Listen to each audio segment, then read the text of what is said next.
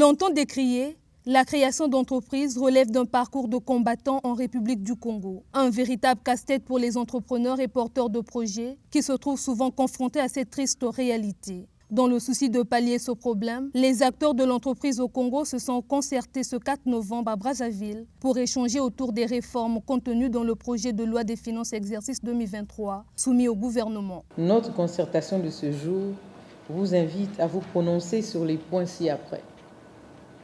La spécialisation des entreprises, la catégorisation des entreprises suivant leurs formes juridiques et obligations fiscales et comptables.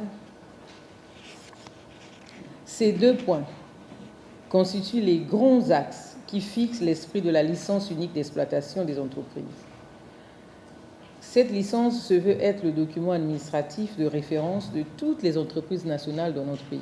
La construction d'une œuvre commune se fait à travers le dialogue et la prise en compte de toutes les sensibilités. C'est donc à juste titre que la réussite de nos actions en faveur d'un développement harmonieux implique la participation active des acteurs économiques et de la société civile. Pour la compréhension commune de ce projet, les acteurs du secteur privé, les professionnels du droit et de l'entreprise en présence de la ministre des Petites et Moyennes Entreprises et de l'Artisanat ont mis sur la table les points suivants.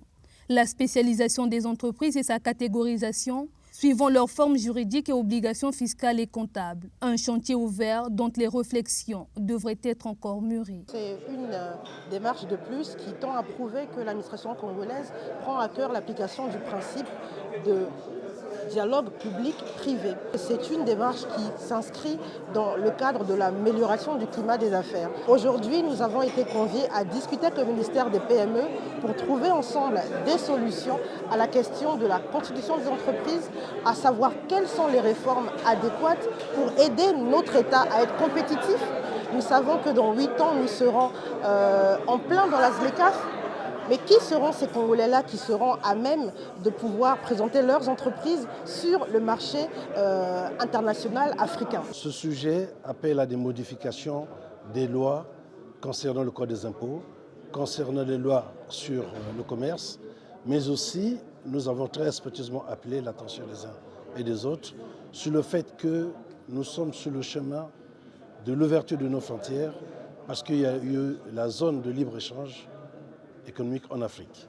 Et en ce qui nous concerne, nous avons insisté pour que ceux qui sont dans l'informel puissent être déclarés, qu'ils puissent basculer petit à petit.